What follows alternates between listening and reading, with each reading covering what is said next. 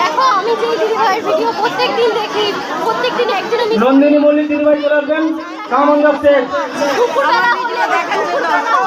নন্দিনী মল্লিক দিদিভাই চলে আসবেন, নন্দিনী মল্লিক দিদিভাই চলে আসবেন। সবাই এইভাবে ভালোবাসা দিও আর বোনটাকে একটু বেশি বেশি করে ভালোবাসা দিও। তোমরা যেমন আমাকে নন্দিনী দিদিভাই চলে আসবেন, তেমন এই বোনটাকে একটু বেশি করে ভালোবাসা দিও। এরপর মৌসুমী মাঝি দিদিভাই চলে আসবেন।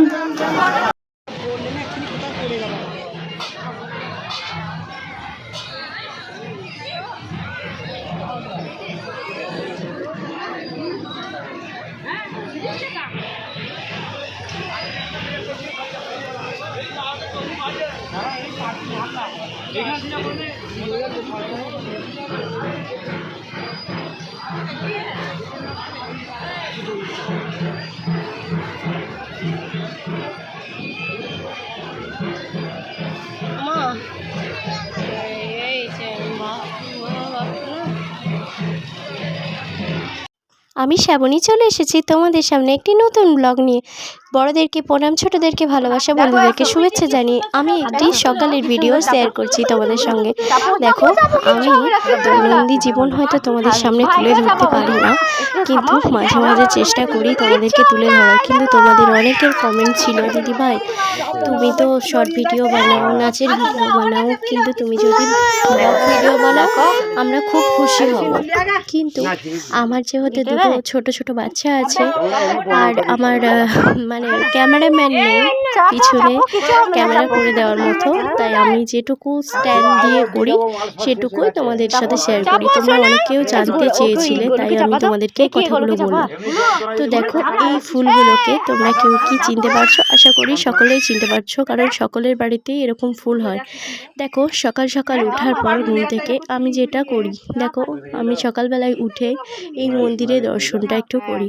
আর এটা হচ্ছে একটি স্কুল আমার বাড়ির পাশেই, এটা প্রাইমারি স্কুল।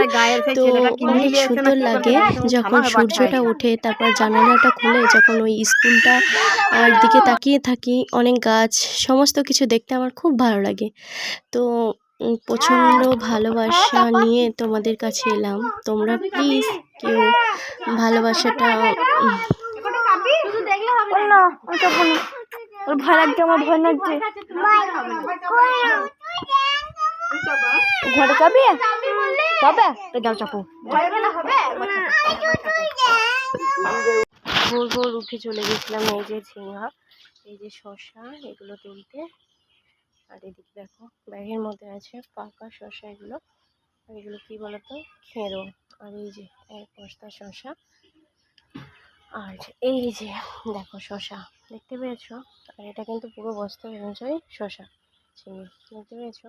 ভোর ভোর উঠে চলে গিয়েছিলাম এইসব কাজকর্ম করতে। তো তোমরা অনেকেই আমাকে বলছো, দিদি ভাই তুমি ভিডিও ছাড়তে পারছো না কেন? আমরা চাষি বাড়ির মেয়ে, তাই চাষের সময় একটুখানি কাজটা করতেই হয়।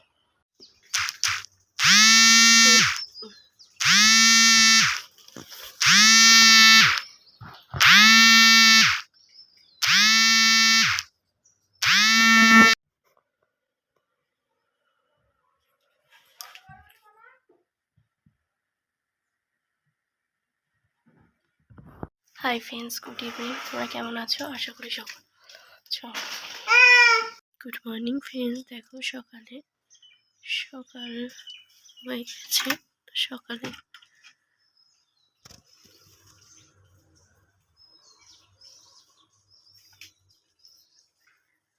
এইদিকে আমার মেয়ে ঘুম করছে। এই যে দেখো এগুলো সব বাগাবো। দেখো আর একটু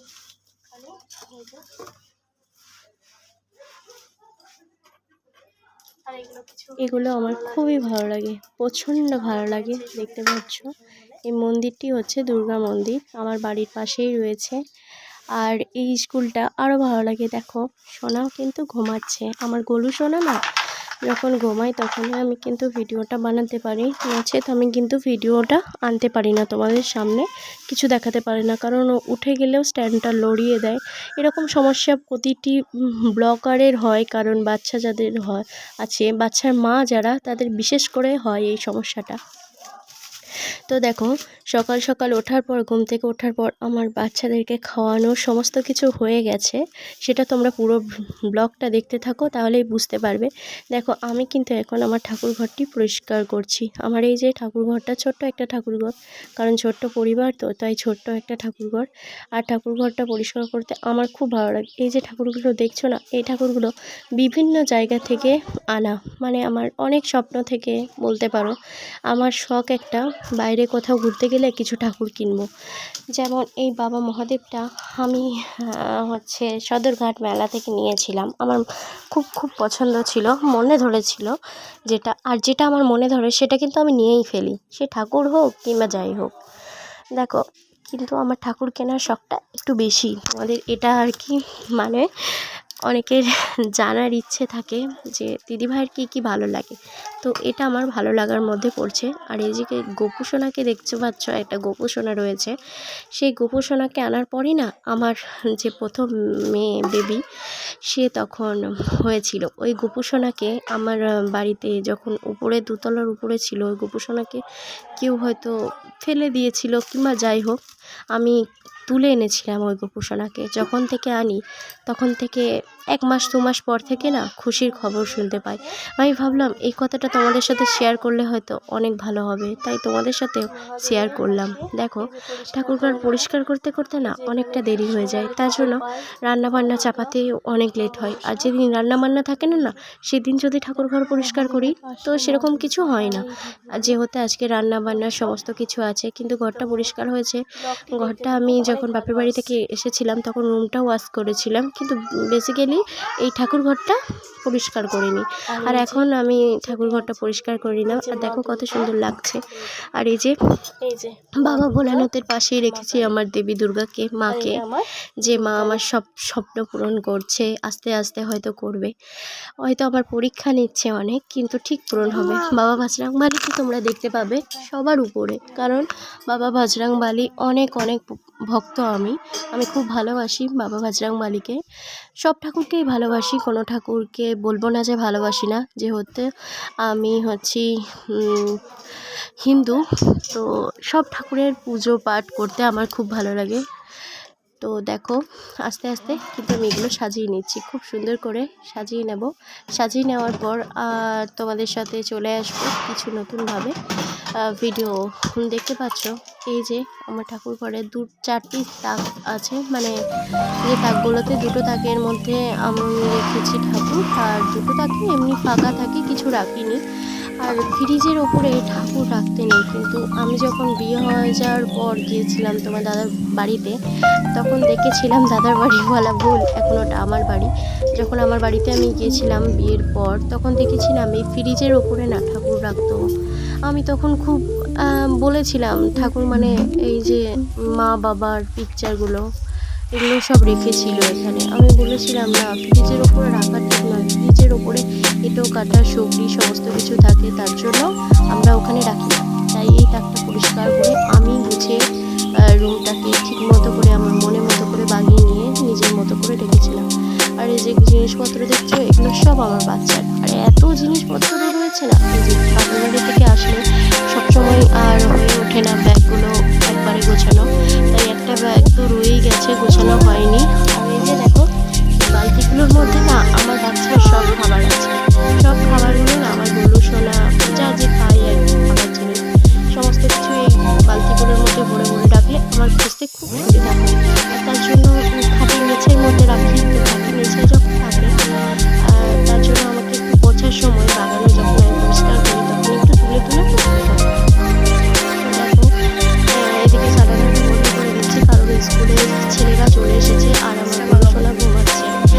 স্কুলে একটু চেঁচামেচি হবে, কারণ বাচ্চা, ওরাও বাচ্চা মানুষ, চেঁচাবে। দেখো, ফ্রিজটাও পরিষ্কার করতেছিল। আজকে সমস্ত কাজ কী করি, আমার দৈনন্দিন জীবন আমি কী করে থাকি সেগুলো সমস্ত কিছু তোমাদেরকে শেয়ার করবো। দেখো, কয়েকটা মিষ্টি আছে মায়ের পরিণামে, এগুলো বেঁধেছিল আর হচ্ছে তোমার কোনো আত্মীয় স্বজন এসেছিল, মিষ্টিটা আমি রেখে দিয়েছি ফ্রিজের মধ্যে নষ্ট না হয়। অনেকেই আমাকে বলেছিলেন ভিডিওতে ছেড়েছিলাম যে ফ্রিজের মধ্যে মিষ্টি রাখলে ভালো থাকে। অনেকে বলেছিলেন ফ্রিজের মধ্যে মিষ্টি রেখো না, মিষ্টিটা খেতে পারবে না, অনেক শক্ত হয়ে যায়। কিন্তু আমি তাদেরকে বলবো মিষ্টিটা কিন্তু ফ্রিজের মধ্যে রেখে খাই, কারণ নষ্ট হয় না, অনেক দিন ধরে রাখতে পারি ভালো করে। দেখো এবার করা হয়ে গেছে, এইদিকে আমি টিকিটগুলো পাশে দেখছো, সেগুলো আমি একটুখানি বাজিয়ে নেবো সমস্ত কিছু। আমি আবার মানে কীভাবে করছি বাগিয়ে কষ্ট করে নিজে একটা মানুষ যদি খুবই কষ্ট করে বানানো হয়।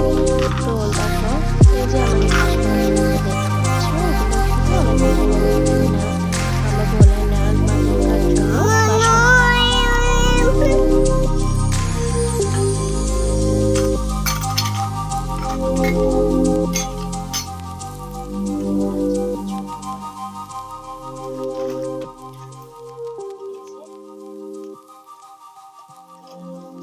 আর আমার ছাড়া কাপড়ে সব কিছু করছি,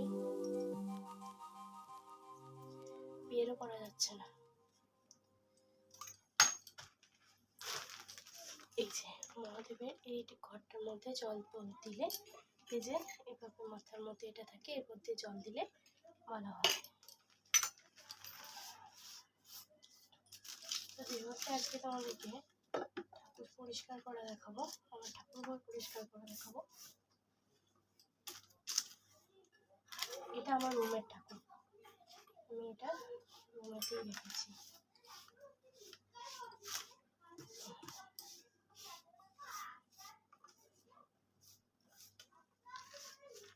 এগুলো প্রত্যেকবার পরিষ্কার করে দেওয়া যাওয়া হয়, কিন্তু আমি যখন থাকি না তখন এগুলোতে আবার এরকম হয়ে যায়।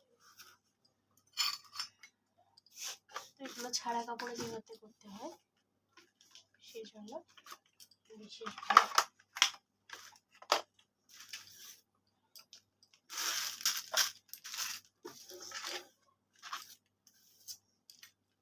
আর আজকে তোমাদেরকে এই গোপালের ছবি দেখাবো। এর একটা কাহিনী আছে জানো, কারণ একে যখন থেকে আমি এনেছিলাম না, একে যেভাবে এনেছিলাম তখন থেকে আমার গোপালটা এসেছে, এটাই কাহিনী জানো। একে যখন এনেছিলাম তখন থেকে আমার গোপাল এসেছে, তাই একে আমি কিন্তু কখনো চোখে হারাই।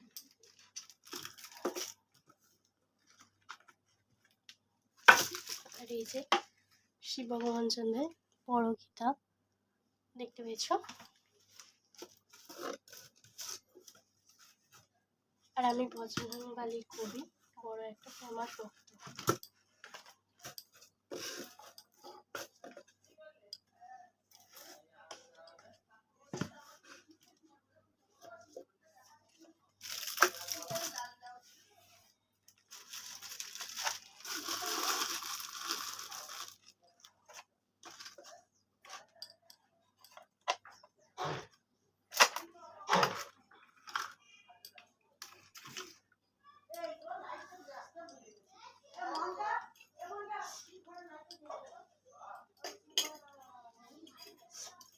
আর এই ন্যাংরাটা আমার একদম ধোয়া পরিষ্কার, এই যে পরিষ্কার, এটা ঠাকুর ঘরে পরিষ্কার করা বালতি।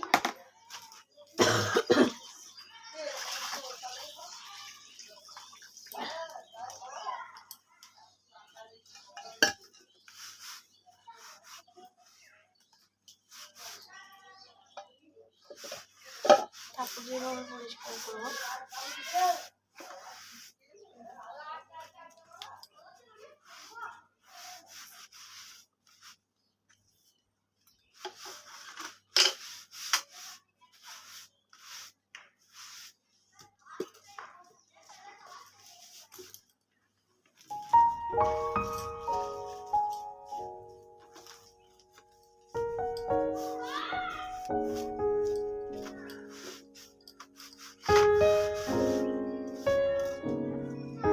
ন্যাংরাটা কিন্তু আমার একদম পরিষ্কার।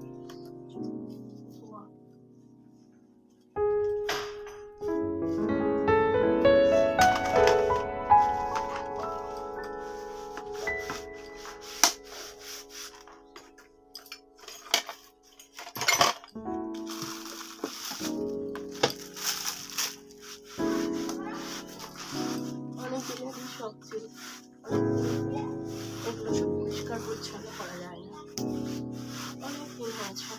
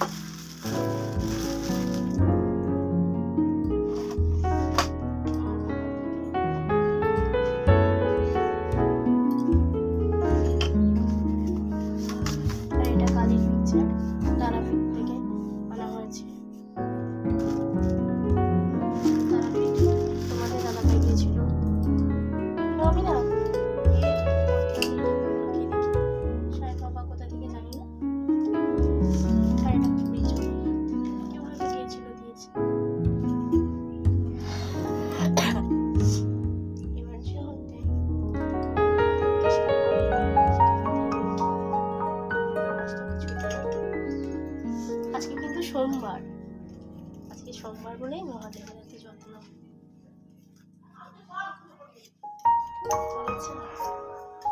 এখানে মহাদেব আমার বাবা।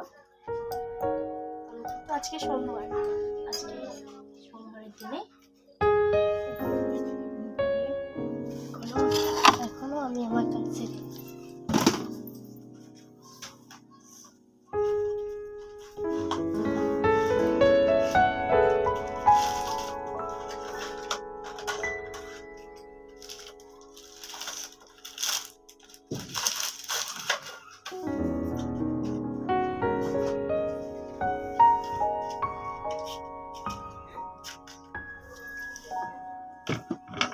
আমরা বাচ্চার মারা কতটা কষ্ট করি। দেখো দেখো বন্ধুরা, তোমরা আমাকে অনেকেই বলো বড় বড় ভিডিও দাও, বড় বড় ব্লগ ছাড়ো। দেখো ব্লগ করতে গেলে অনেক কষ্ট লাগে।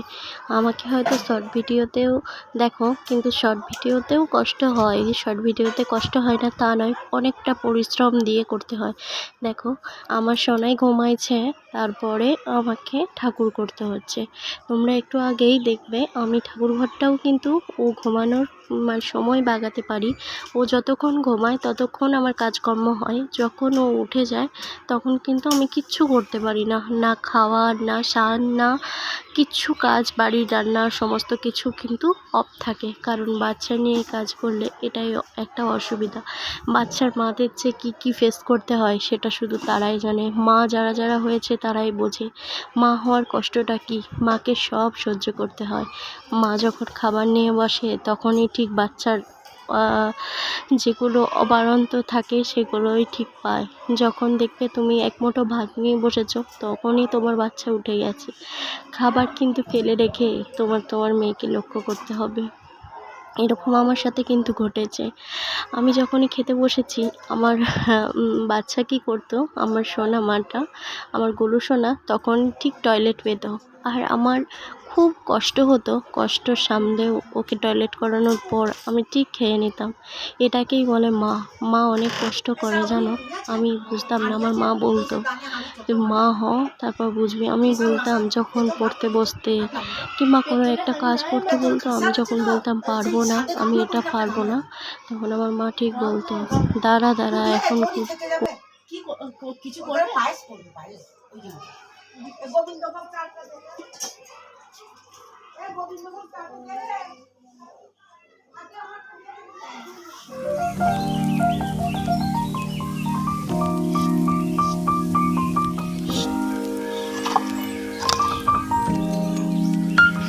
করতে করতে আমার গলায় উঠে গেছে।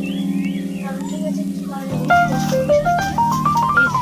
এবার দেখো তা করতে করতে আমি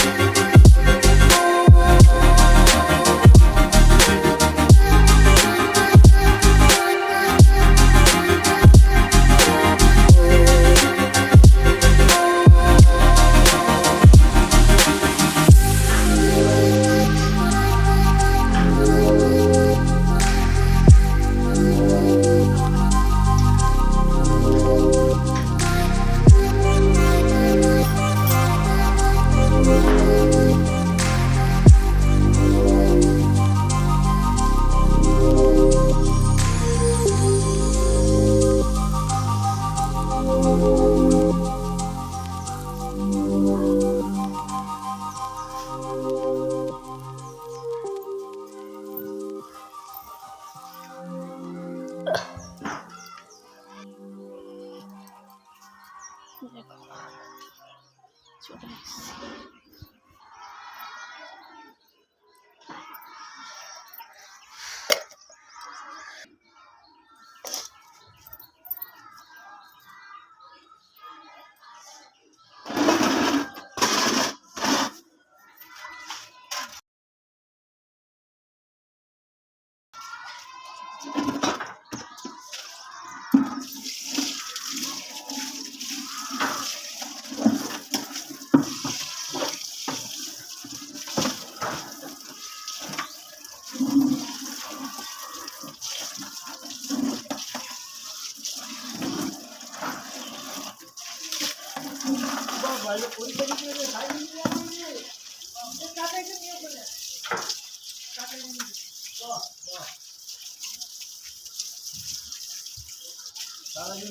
সারা বছরটা সাইকেল নিয়ে গেল, এটা আবার টোটো করেছে, আমার নুন হারিয়ে যাবে।